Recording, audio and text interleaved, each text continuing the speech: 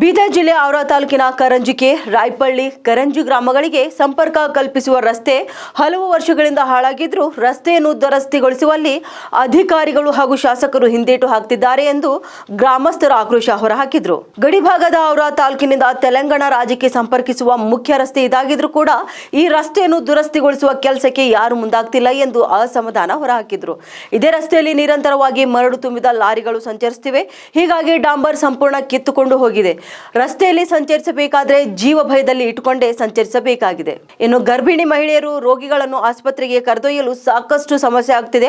ಹಲವು ವರ್ಷಗಳ ಹಿಂದೆ ಈ ರಸ್ತೆ ಡಾಂಬರೀಕರಣ ಆಗಿದ್ದು ಬಿಟ್ಟರೆ ಮತ್ತೆ ಈ ರಸ್ತೆಗೆ ಡಾಂಬರ್ ಭಾಗ್ಯವೇ ದೊರೆತಿಲ್ಲ ಎಂದು ಆಕ್ರೋಶ ವ್ಯಕ್ತಪಡಿಸಿದ್ದಾರೆ. ಕೂಡಲೇ ರಸ್ತೆ ಭಾಗ್ಯ ಕಲ್ಪಿಸುವ ಕೆಲಸ ಮಾಡಲಿ ಎಂದು ಗ್ರಾಮಸ್ಥರು ಕರಂಜಿ ಗ್ರಾಮದ ಪ್ರಮುಖರಾದ ಮಾಜಿ ಗ್ರಾಮ ಪಂಚಾಯತ್ ಸದಸ್ಯರಾದ ರಾಜೇಂದ್ರ ನಾಯ್ಕ ಅವರಿಗೆ ಒತ್ತಾಯಿಸಿದ್ದಾರೆ.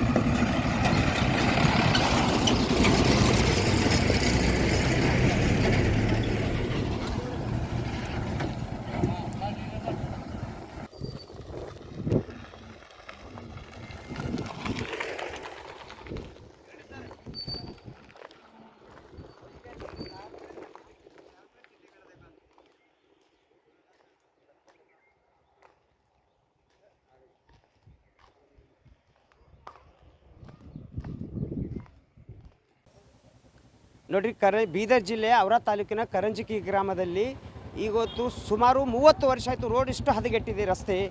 ರಸ್ತೆಯಲ್ಲಿ 60 ಟನ್ ಮರಳು ಲಾರಿಗಳು ಹೋಗ್ತವೆ. ಅವೈಧ ಸಾಗಾಣಿಕೆ ಆಗ್ತದೆ. ಅಲ್ಲಿದು ಒಂದೊಂದು ಫೀಟ್ ಗಾಡಿಗಳು ಬಿದ್ದ, ಅದಕ್ಕೆ ಹೋಗ್ಲಾಕ ಬರ್ಲಾಕ ಎಷ್ಟು ನಮಗೆ ತೊಂದರೆ ಆಗ್ತಾಯಿದೆ. ಸಾರ್ವಜನಿಕರು ಓಡಾಡ್ಲಾಕ ಎಷ್ಟೋ ಸಲ ನಾವು ಬೈಟ್ ಕೊಟ್ಟಿದ್ದೆವು, ನ್ಯೂಸ್ದಾಗ ಹೇಳಿದೆವು, ಅರ್ಜಿ ಕೊಟ್ಟೆವು ಸಂಬಂಧಪಟ್ಟ. ಮತ್ತು ಶಾಸಕರು 20 ವರ್ಷ ಆಯ್ತು ಇಲ್ಲಿವರೆಗೆ ಏನೂ ಮಾಡಿಲ್ಲ.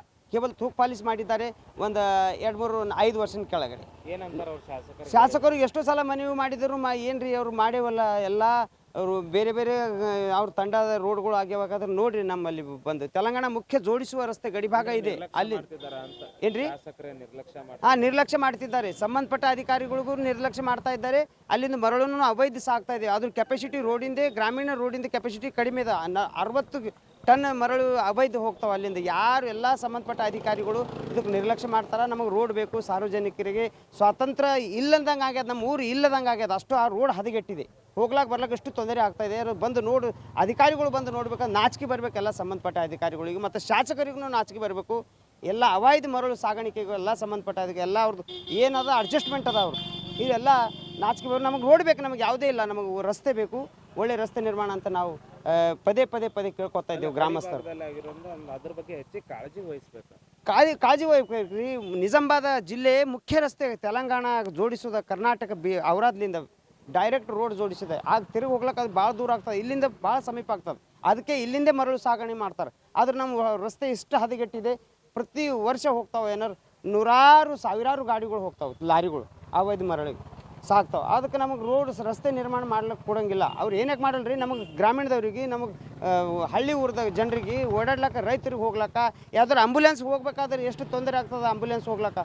ನೋಡಿರಿ, ನೀವು ಬಂದು ಅಲ್ಲಿ ಸಾರ್ವಜನಿಕರು ಅದು ಸಂಬಂಧಪಟ್ಟ ಅಧಿಕಾರಿಗಳು ಪರಿಶೀಲಿಸಬೇಕು. ಒಂದೊಂದು ಫೀಟ್ ಗಾಡಿಗಳು ಬಿದ್ದಾವೆ. ಹ್ಯಾಂಗೆ ಮಾಡ್ಬೇಕು ಹೇಳ್ರಿ. ಈ ಎಲ್ಲ ದುರ್ಲಕ್ಷ್ಯ ಮಾಡ್ತಾ ಇದ್ದಾರೆ ಸಂಬಂಧಪಟ್ಟ ಅಧಿಕಾರಿಗಳು.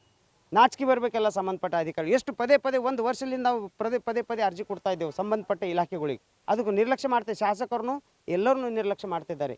ಇದಕ್ಕೆ ದಯಮಾಡಿ ಇದಕ್ಕೆ ಅಂತಂದರೆ ಇದು ಪರಿಶೀಲಿಸಿ ಮೇಲಾಧಿಕಾರಿಗಳು ಇದು ಗಮನಕ್ಕೆ ತರಬೇಕು.